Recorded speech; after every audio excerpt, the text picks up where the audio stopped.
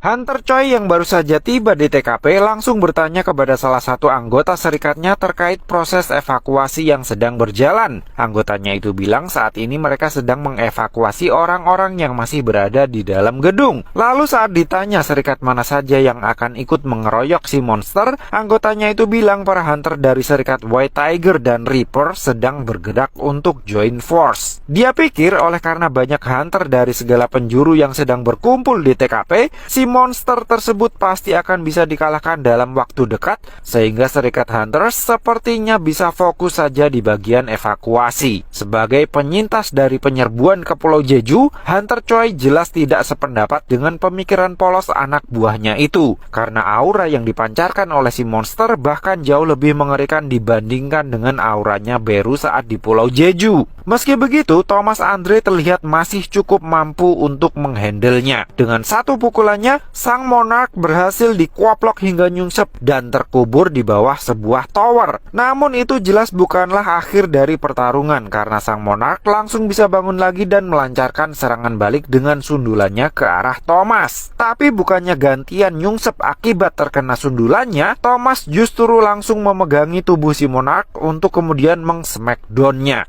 Alih-alih kepalanya nancap di aspal, sang monark justru berhasil menendang mukanya Thomas dan terlihat semakin bersemangat menjalani pertarungan. Menanggapi antusias melawan, Thomas pun langsung mengaktifkan mode reinforcement. Pak Baek yang baru saja sampai di TKP langsung dibuat keringat dingin begitu merasakan energi sihir si monster yang sedang dihadapi oleh Thomas. Sementara para anak buahnya malah dengan polosnya berteriak memberikan semangat kepada Thomas. Thomas yang kesal lalu menyuruh para hunter itu untuk segera bersiap ikut bertarung membantunya. Pak Baek yang sempat berencana untuk langsung bertransformasi ke mode hewan buasnya langsung dibuat ciut begitu insting binatangnya mengatakan kalau dirinya sebaiknya tidak usah ikut campur daripada hanya dijadikan sebagai mangsa. Saking takutnya dengan rajanya para binatang buas itu, Pak Baek tidak hanya langsung membatalkan niatnya untuk bertransformasi, tetapi menatap mata sang monark yang baru saja melewatinya pun dia tidak berani. Fangs Monarch kemudian pamer kekuatan telekinesis dengan mengangkat dan melemparkan mobil ke arah Thomas. Namun sebagai responnya, Thomas justru juga ikut-ikutan menggunakan kemampuan telekinesis, tetapi kali ini untuk menarik tubuh si Fangs Monarch agar bisa dijebretkan lagi ke aspal. Tapi anehnya, meski setelahnya Thomas melayangkan pukulan bertubi-tubi untuk mengoploki si monark, dia malah merasakan kalau sepertinya dia tidak akan bisa menang dalam pertarungan tersebut. Dan firasat buruknya itu pun mulai terbukti dengan diawali dari ditangkapnya kedua bogem mentahnya oleh si monark. Fangs Monarch yang kelihatannya merasa sudah cukup untuk bermain-main,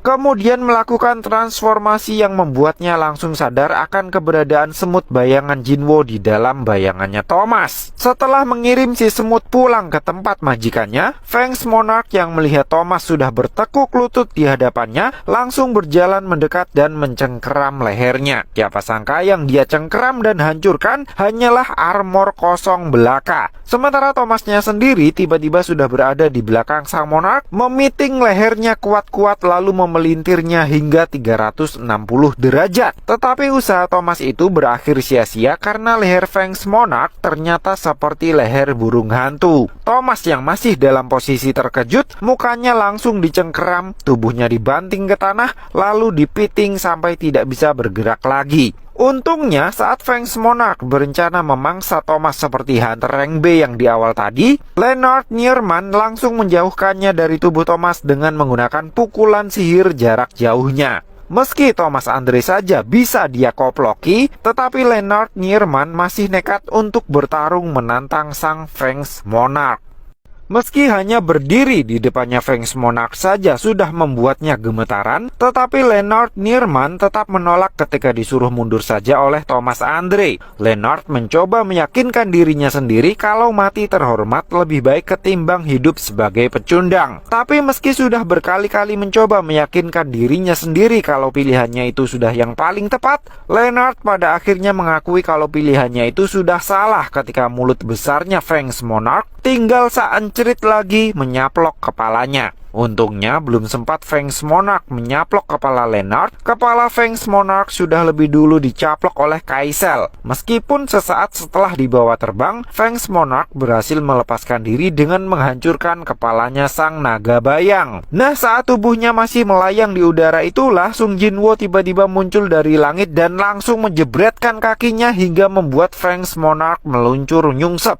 Setelah menapakkan kakinya di tanah, Jinwo langsung meminta Leonard untuk membawa Thomas Andre ke tempat yang aman. Fangs Monarch yang sudah dalam wujud manusia serigalanya kemudian bangkit lagi dengan killing intens yang lebih intens lagi karena mencium aroma Shadow Monarch dari tubuh Sung Jinwo. Sung Jinwo yang kini sudah ditinggal sendirian kemudian merasakan kalau Fangs Monarch bukanlah satu-satunya monarch yang ada di TKP. Di saat Fangs Monarch mengungkapkan keheranannya bagaimana bisa Jinwo yang seorang manusia biasa bisa menggunakan kekuatan Shadow Monarch sampai level yang setinggi itu, Frost Monarch perlahan menampakkan diri di belakangnya. Dia bilang mungkin itu akibat ulahnya sang arsitek. Di waktu yang sama, sesosok monark yang lain juga muncul di belakang Jinwo sambil mengutarakan niatnya untuk memakannya. Dari kacamata sistem Jinwo, kemudian diketahui kalau identitas dari ketiga monark tersebut adalah Raja dari Dunia Salju, Frost Monarch, Raja dari para binatang buas, Fangs Monarch,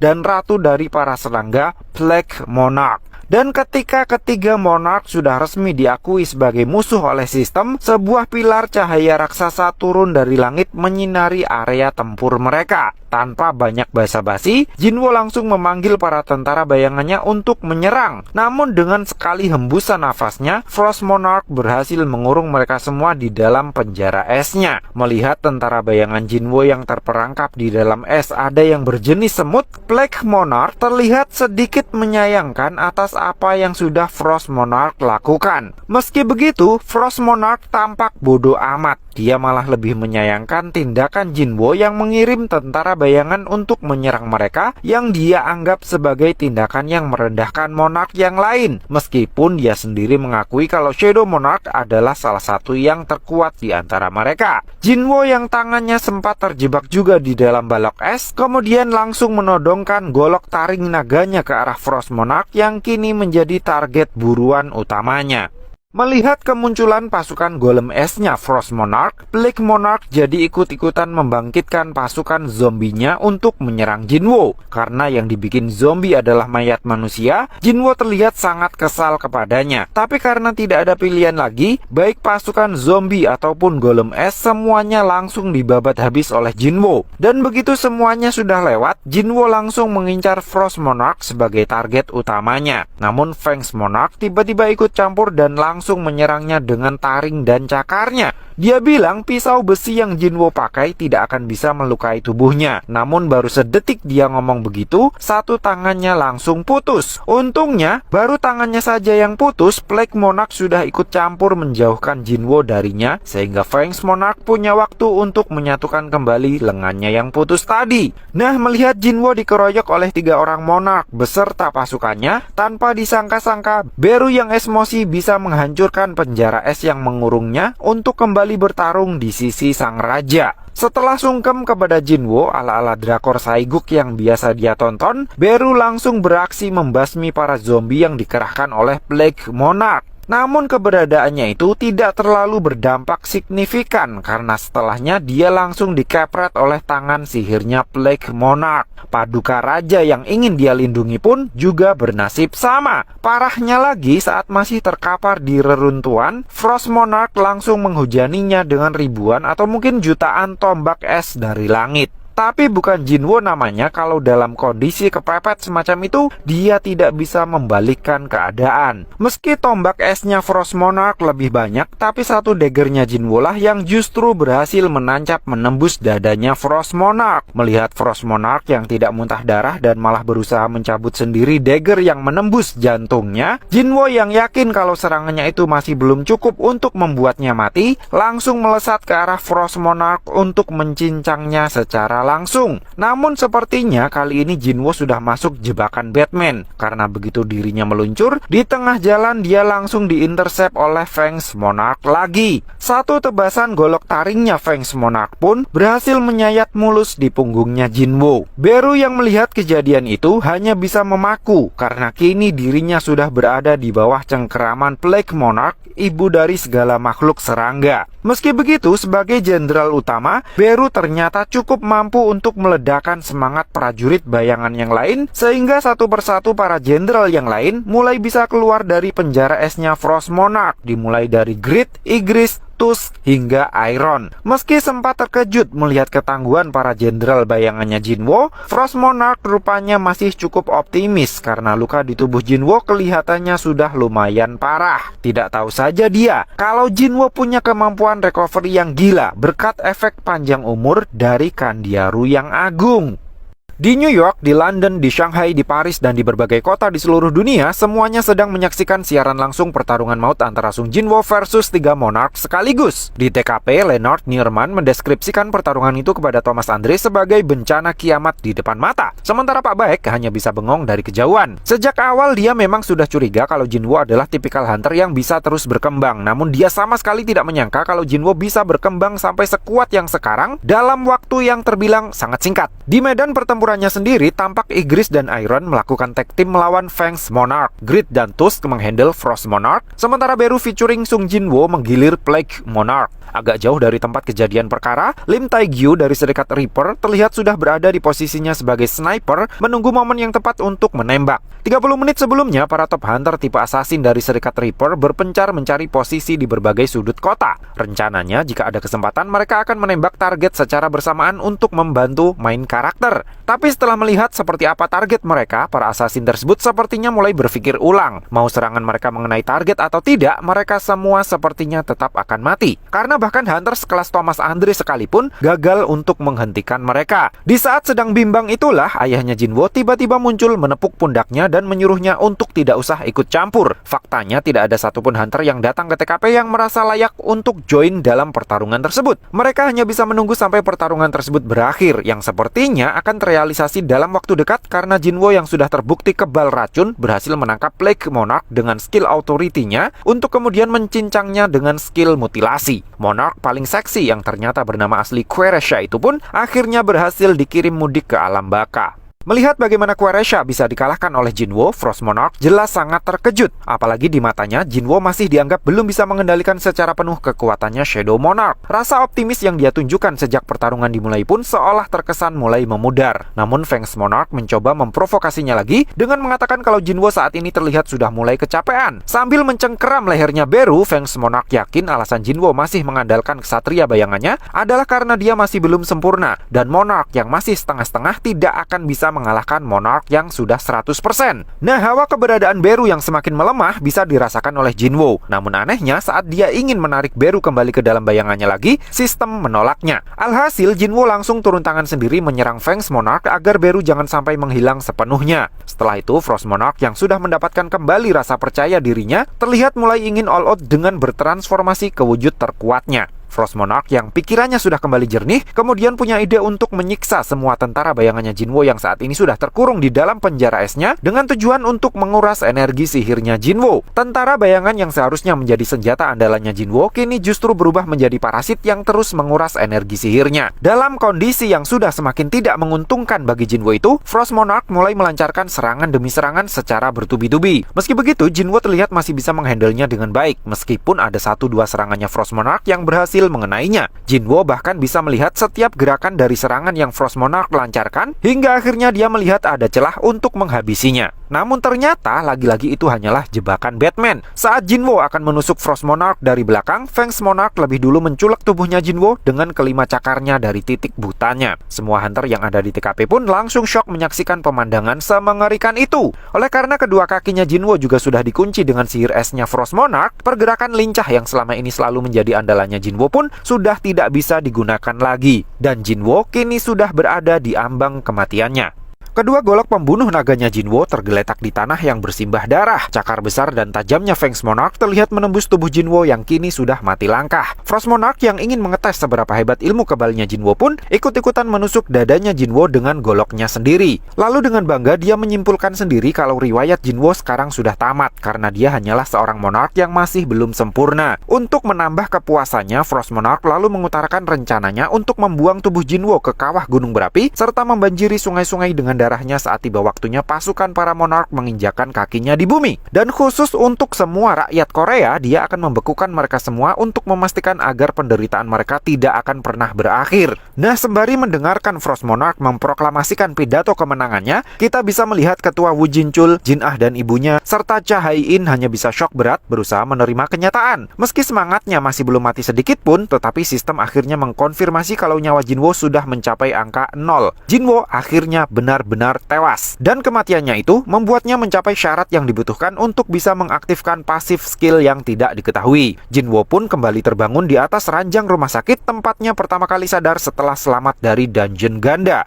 Jinwo yang masih linglung kemudian kedatangan agen Woo Jin-chul bersama dengan rekannya yang ingin melakukan tes ulang terhadap ranking hunternya persis seperti yang pernah dia alami dulu. Oleh karena Woo Jin-chul masih belum menjadi ketua asosiasi dan dia bahkan merasa belum pernah bertemu dengan Jinwo sebelumnya, Jinwo akhirnya sadar kalau skenario hidupnya telah di-reset ulang. Tapi anehnya, bentuk fisik, level kekuatan, serta senjata yang dia koleksi di inventory semuanya masih sama seperti terakhir kali saat dia dibikin mati. Bedanya, kini tidak ada satupun tentara bayangan yang dia miliki. Karena proses reinkarnasinya berjalan tidak normal, adiknya sendiri bahkan sampai tidak bisa mengenalinya. Jinwo yang kini sudah tidak dikenali oleh orang-orang yang pernah kenal dengan dirinya itu, kemudian langsung check out dari rumah sakit. Tidak lupa saat melihat Song-i berdiri di depan pintu, dia menyuruh sahabat adiknya itu untuk membatalkan niatnya DO demi bisa meniti karir sebagai seorang hunter. Jinwo lalu berjalan pergi menuju ke gedung asosiasi untuk melakukan reevaluasi hunter. Setelah membuat petugas yang ada di sana terkejut dengan kekuatan sihirnya, Jinwo bilang dia ingin langsung bertemu dengan Pak Go. Saat di dalam lift, Jinwo bertemu dengan Kang Tae-sik yang kelihatannya sedang menyusun sebuah skenario untuk menghindari kemarahan Woo Jin-chul. Layaknya seorang peramal, Jinwo bisa langsung tahu kalau Tae-sik masih belum melaporkan skill stealth-nya kepada pihak asosiasi. Jinwo lalu memperingatkan Tae-sik jika nanti ada orang yang meminta bantuannya untuk membunuh segerombolan kriminal di dalam dungeon, dia tidak boleh sampai ikut membunuh orang yang tidak bersalah di dalam prosesnya. Jika ternyata itu tetap dia lakukan, maka Jinwo sendiri yang akan menghabisinya. Jinwo mengatakan hal itu sambil menodongkan pisaunya Tae-sik yang Tae-sik sendiri tidak sadar sejak kapan Jinwo mengambilnya. Setelahnya, sambil menahan haru karena bisa melihatnya lagi dalam kondisi masih sehat walafiat, Jinwo masuk ke dalam ruangannya Pak Go dengan satu tujuan pasti, meminta Pak Go untuk mengubah regulasi agar dia bisa melakukan solo raid. Jika itu dia lakukan, Jinwo berjanji akan mengatasi masalah Pulau Jeju dengan tangannya sendiri. Saat sedang bernegosiasi itulah, sebuah notif dari sistem muncul. Apakah Jinwo bersedia untuk merestart dunianya? Nah, setelah mengenang masa-masa penuh nostalgianya, Jinwo akhirnya menyadari kalau semua yang sedang terjadi hanyalah sebuah ilusi, dan sesosok entitas misterius sedang mengawasinya dari atas. Begitu Jinwo menyadari hal itu, dia pun langsung dibawa oleh sistem menuju ke suatu tempat di mana sang Shadow Monarch yang asli sudah lama menunggu kedatangannya. Sang Shadow Monarch ternyata adalah Raja Alam Kematian. Shadow Monarch bilang, Jinwo bisa hidup di alam ilusi seperti layaknya hidup di alam mimpi yang tidak akan pernah terbangun jika dia mau. Di mana alam ilusi tersebut ternyata bukan dunia yang Shadow Monarch ciptakan, melainkan dunia yang Jinwo ciptakan sendiri. Jinwo jelas bingung mendengar hal itu. Namun Shadow Monarch kemudian menjelaskan kalau alam ilusi tersebut tercipta dari perpaduan antara kekuatannya dan keinginan kuatnya Jinwo untuk bisa memperbaiki semua kesalahan yang pernah dia lakukan. Alam ilusi tersebut adalah domainnya Shadow Monarch. Alam ilusi tersebut adalah alam tidur abadi alias alam kematian. Shadow Monarch bilang dia sudah sangat lama sekali memperhatikan Jinwo, bahkan jauh lebih lama daripada yang bisa Jinwo bayangkan. Meski menjadi manusia yang paling sering berada di tepi jurang kematian, Jinwo terus menolak untuk kalah. Shadow Monarch bilang keberadaannya adalah akumulasi dari semua kesengsaraan, bukti dari keteguhan hati, dan hadiah dari rasa sakit yang Jinwo dapatkan. Dia jugalah yang disebut dengan kematian, tidur abadi, dan teror. Shadow Monarch bilang dia adalah Sung Jinwo.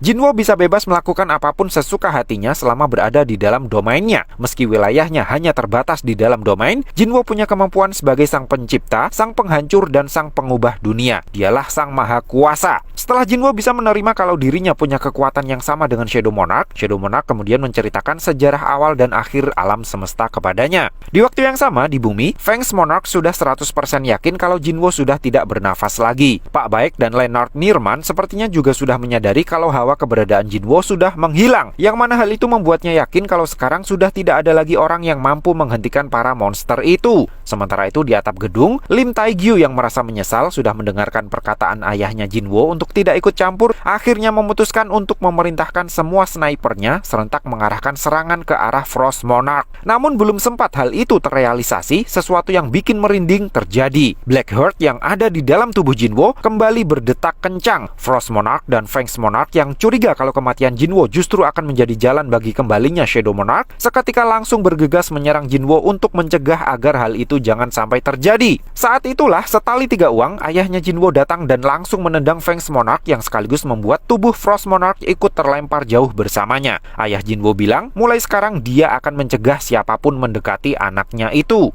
Sementara itu di dunia lain, Shadow Monarch bercerita kalau awalnya dunia ini hanya terdiri dari cahaya dan kegelapan. Absolute Being kemudian menciptakan malaikat dari cahaya dan menciptakan 8 monark dari kegelapan. Para monark terlahir untuk menghancurkan dunia, sementara para malaikat diciptakan untuk melindunginya, sehingga keduanya terus berperang dari masa ke masa. Lelah dengan pertempuran yang tiada akhir, sang pecahan cahaya paling terang kemudian meminta Absolute Being untuk membantu karena sudah tidak terhitung lagi jumlah tentara yang telah mati. Namun Absolute Being ternyata tidak merespon. Belakangan diketahui kalau bagi Absolute Being, pertempuran tiada akhir antara para malaikat versus monark hanyalah sebuah hiburan semata. Itulah kenapa Absolute Being tidak ingin mengakhiri pertempuran tersebut. 3 firman utama Absolute Being tersebutlah yang kemudian menginspirasi dibuatnya prasasti batu di kuil Chartenon. Namun kematian ternyata tidak hanya menghampiri mereka yang menolak 3 firman tersebut. Mereka yang beriman pun tidak sedikit yang menjadi korban. Pecahan cahaya yang paling terang kemudian berpikir, pertempuran pasti tidak akan pernah berakhir jika Absolute Being masih ada, sehingga pemberontakan pun terjadi untuk menghabisi Absolute Being. Nah, dari semua komandan malaikat yang ada, Ashborn adalah satu-satunya pecahan cahaya yang paling terang yang masih loyal kepada Absolute Being dan terus bertarung melawan para pemberontak hingga akhir. Lalu di saat semua pasukannya habis dibantai, serta puluhan tombak dan pedang sudah menembus tubuhnya, Ashborn baru menyadari sesuatu. Absolute Being ternyata menyembunyikan sebuah kekuatan misterius di dalam tubuhnya. Dengan kekuatan barunya itu, Ashborn kemudian menjadi Shadow Monarch, sang penguasa alam kematian. Sayangnya, meski mampu memukul balik pasukan pemberontak, Ashborn gagal melindungi Absolute Being. Entah bagaimana ceritanya, sang maha penciptanya dunia solo leveling itu bisa-bisanya ditemukan tewas mengenaskan di atas singgasananya. Para pecahan cahaya paling terang pada akhirnya menghabisi Absolute Being. Setelah memposisikan diri sebagai dewa, mereka kemudian menjadi rulers dan mulai menyerang para monark menggunakan alat yang mengandung energinya Absolute Being. Legia, sang raja raksasa sekaligus The Beginning Monarch, akhirnya tertangkap, yang membuat peta kekuatan jadi tidak seimbang lagi. Ketika para monark mulai sadar akan situasi mereka, saat itulah Ashborn memanfaatkan peluang tersebut untuk masuk ke circle mereka. Karena para monark sedang butuh kekuatan untuk menghadapi para rulers, mereka tidak punya pilihan lain selain menyambut kedatangan. Sejak saat itulah Ashborn mulai bertarung bersama dengan para monark yang lain menghadapi pasukan rulers, bukan sebagai pecahan cahaya paling terang ataupun sebagai malaikat, melainkan sebagai seorang Shadow Monarch. Semakin banyak pertempuran yang dia lalui, semakin besar juga pasukan bayangan yang berhasil Ashborn kumpulkan. Namun pasukannya yang terus bertambah kuat hingga dianggap sama kuatnya dengan pasukan penghancurnya sang Raja Naga, membuat rulers maupun para monark yang lain mulai takut kepadanya. Itulah kenapa 2 pasukan monark yang dipimpin oleh Fangs Monarch dan White Flames Monarch bekerja sama untuk menyergapnya. Pasukan Shadow Monarch pun nyaris punah. Kekuatan dahsyat yang didapatnya ternyata justru membawa pengkhianatan. Meski begitu, pada akhirnya Shadow Monarch tetap berhasil tampil sebagai pemenang. Lalu di saat Fangs Monarch lari kocar-kacir meninggalkan pasukannya, Raja Iblis Baran, sang White Flames Monarch, akhirnya mendapatkan ganjarannya. Setelah itu, melihat para rulers beserta pasukannya datang, Ashborn langsung menyembunyikan White Flames Monarch di dalam jubah bayangnya. Siapa sangka para rulers itu tidak datang untuk menghabisi Ashborn yang sudah melemah akibat pertempuran sebelumnya. Mereka justru datang untuk sungkem dan meminta maaf kepadanya karena menurut mereka tidak ada alasan bagi mereka untuk berperang melawan Ashborn yang notabene pernah menjadi rekan mereka yang sama-sama lahir dari pecahan cahaya yang sama dan pernah sama-sama memimpin pasukan yang sama. Namun Ashborn tidak serta-merta menerima permintaan maaf mereka karena karena faktanya merekalah yang sudah kong kali kong membunuh Absolute Being yang seharusnya mereka layani. Ashborn yang keras kepala malah menantang para rulers untuk mengeksekusinya di tempat, sehingga mereka bisa mengklaim kemenangan jika memang tujuan mereka adalah mengakhiri perang yang sudah berlarut-larut itu. Namun bukannya marah dan terprovokasi, para rulers beserta pasukannya justru tertunduk memberi hormat. Ashborn mengaku itu adalah momen yang paling membuatnya bingung. Oleh karena tidak menemukan sebuah solusi, Ashborn memutuskan untuk bersembunyi dulu guna menyusun rencana balas dendam. Dan karena White Flames Monarch sudah diamankan di balik jubah bayangnya, Ashborn berencana menghabisi Fangs Monarch dan pasukannya begitu kekuatannya sudah pulih total. Saat Ashborn masih dalam persembunyiannya itulah, pasukan para Monarch akhirnya berhasil dikalahkan oleh pasukan rulers.